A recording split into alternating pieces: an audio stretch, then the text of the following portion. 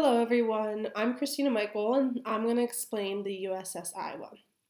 Before starting the case, I want to explain exactly what the USS Iowa is for those who do not know. To start, the USS Iowa was a U.S. naval ship that was designed in 1938. It was equipped with 3 gun turrets that mounted guns with massive 16-inch wide barrels. This ship was capable of launching 2,700-pound bombs over a distance of several miles. This U.S. naval ship was used in World War II and the Korean War. It was then decommissioned and spent 26 years in storage. In 1983, it was refurbished and modernized, but still had various problems. In October of 1990, it was then retired. On April 19, 1989, the USS Iowa was in the process of a U.S. Navy training exercise in the Caribbean Sea. During this training exercise, one of the 16-inch gun turrets exploded, killing 47 crew members.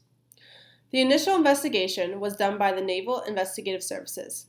An investigation had to happen because all of the crew members who were down in that portion of the ship and could have known what had happened were unfortunately killed within the accident. During the Naval Investigative Services investigation, they suspected that Clayton Hartwig intentionally caused the explosion.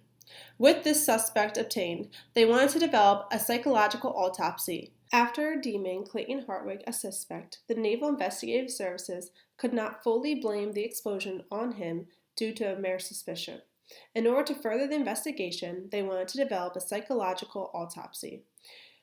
Although developing a psychological autopsy through the Naval Investigative Services, they thought would not be taken seriously. The Naval Services then reached out to the FBI in order to conduct this investigation. Agents Richard Ault and Roy Hazelwood were tasked with conducting an equivocal death analysis on Clayton Hartwig. An equivocal death analysis was developed by the FBI. It is similar to a psychological autopsy, but is used to determine whether a person died as a result of homicide, suicide, or an accident. It looks to find the mental state of a person just before they died. The hard part of this analysis is that the person they are investigating has already passed away. And in order to find the mental state of someone, you must interview them. So for this examination, examiners must rely on interviews with other people who knew the person, documents, records, written materials, or anything that could give insight onto the person's mental state just before they passed away. The Navy told agents Ault and Hazelwood that the explosion was not an accident. The 2 FBI agents were tasked to determine if there was reasonable evidence to conclude if Hartwig had committed suicide, homicide, or both, but accident was not in the picture. Evidence in this case included a pair of books found among Hartwig's possessions titled Getting Even, the Complete Book of Dirty Tricks, and also a military manual. Evidence also indicated that Hartwig's long history of interest in explosives and weapons was prominent. They also found that he was a loner who had difficulty in relationships. His Navy records showed him to be someone who was immature, with poor leadership skills, and who was not assertive at all. He also had letters written by him to others, suggesting that he was egocentric and self-centered. He had no money, very few clothes, and a run-down vehicle at the time of his death, showing that he could have been depressed. The FBI could only examine the evidence already collected by the Naval Investigative Services. One rather large piece of evidence the FBI thought was interesting was a poem entitled Disposable Heroes. It was not written by Hartwig. It was lyrics to a heavy metal song, but the last line indicated, "Left to die alone in a 16-inch gun." They did not know whether he wrote this in his handwriting or it was someone else, but they thought that did not matter. It being in that area of the ship was very important. Through the analysis, they found Clayton had a close friendship with Petty Officer Kendall Troop. They were thought to be homosexual lovers, but the Navy found nothing. But in the wake of Clayton's death, they found Troop as a beneficiary of his $100,000 life insurance policy. The FBI deemed Hartwig an emotionally unstable suicidal person. The end of their equivocal death analysis, they concluded that he had the knowledge, ability, and opportunity to ignite the powder in the same fashion that occurred on the ship.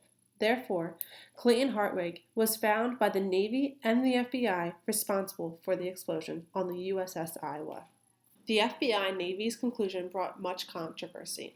Hartwick's sister set out a campaign to clear her brother's name. True filed a lawsuit against the Navy, saying that this conclusion damaged his life and reputation. The Congress came after the FBI, ruling that their analysis was unfit. The House Armed Services Subcommittee on Investigations conducted a formal hearing into the validity of the Navy. They thought that their findings were speculative and on faulty scientific principles. Because of their speculation, the House Subcommittee had professionals at Sandia National Laboratories examine the remains and findings of the ship. These professionals pointed strongly to an accidental cause of the explosion, unlike what the FBI concluded. Due to the laboratory findings, the House subcommittees thought to re-examine the FBI's findings. The two FBI agents testified at the House subcommittee hearing on December 21, 1989. The committee members cross-examined both agents and asked the APA to assemble a panel of experts to peer review the analysis of the FBI's findings. The House's panel of experts consisted of 12 psychologists and 2 psychiatrists. Their findings were: 4 thought that the suicide theory was plausible. 10 contradicted the equivocal death analysis. All 14 said that the technique was too speculative. Too many opinions found that the House had a war of the experts. With this war, they considered calling psychologists from the University of South Florida. They had these psychologists analyze all of the 14 opinions, and they concluded that the equivocal death analysis should not be used in the legal setting. The congressional investigation then came to an end, and the subcommittee concluded that Hartwig was not responsible for the explosion due to insufficient evidence. This case shows how hard it is to use equivocal death analysis when trying to convict someone who has died at the scene of the crime. I think the equivocal death analysis should not be used when investigating any other crime unless there is sufficient evidence proving that that person committed the crime before the analysis begins. All this information in the presentation can be found in the Minds on Trial book, specifically in the USS Iowa chapter.